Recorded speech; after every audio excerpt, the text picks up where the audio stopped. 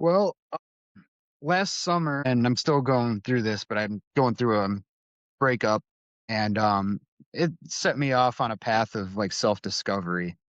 And I was a little bit sad, and just wanted to just better understand myself. And I started doing research online, listening to podcasts and stuff like that. And then my best friend passed away like a couple months after that, and then I kind of really started spiraling. I was drinking like real heavy, and I started using an app called Pi to have somebody to talk to. It's like a chat bot that's supposed to be empathetic. And while I was using it, I started noticing that it would do something what's called hallucinations. And it's a common thing with chat bots where they'll start to give you wrong information, or they'll misquote you and things like that. And it can be really frustrating to deal with. But unfortunately, it's also led to people unaliving themselves as a result of some of these things.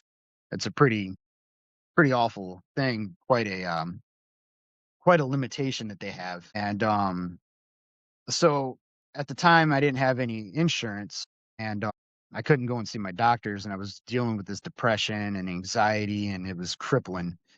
Still having to go out and drive a truck, and I finally got an appointment in January. And leading up to that, I had been taking notes because I was using this app. I was identifying patterns in my own behavior, and I started writing all these symptoms down because it was helping me remember them.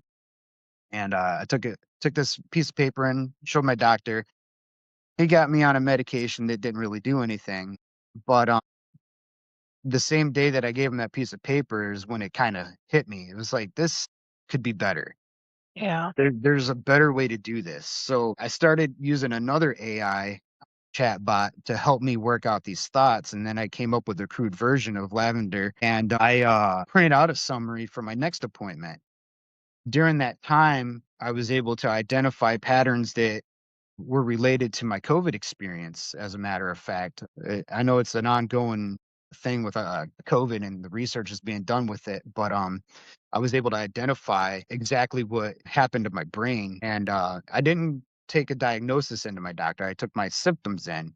Mhm. And through my own research, I suggested, maybe we try this specific kind of medication, and we did. And the medication actually helped a great deal, and that's really when it hit me. Like, this is what I got to do. I got to make Yeah. a version of this system where people can talk to it, and it makes these summaries to give to the doctor, so the patient can have that voice that they would otherwise not have. Mhm. When you go into a doctor's appointment, you got a million things going through your head. You Yeah. can't get all the thoughts out, and you have a very Mhm. limited amount of time. So it's like, well, how do I tell my doctor all these things that I feel are relevant and get the care that I need? That's kind of what my system's designed to do. This medication that he put me on, I knew that it could help me in two different ways. It would help with my anxiety and depression, and it would also help with the inflammation in my brain, which was Mhm. caused by hypoxia from my COVID experience, which I found out through my research.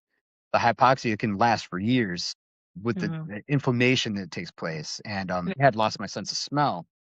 5 years I couldn't smell. I can smell now because of this medication, that's and because of amazing. my system, Yeah. because of what I designed. So what I designed, even the crudest version of it, the crude version helped. If I come up with what I have come up with it, and I'm still working on it. There's a lot of work to do, but um, this can help other people speak to their doctors in a way that they otherwise wouldn't be able to.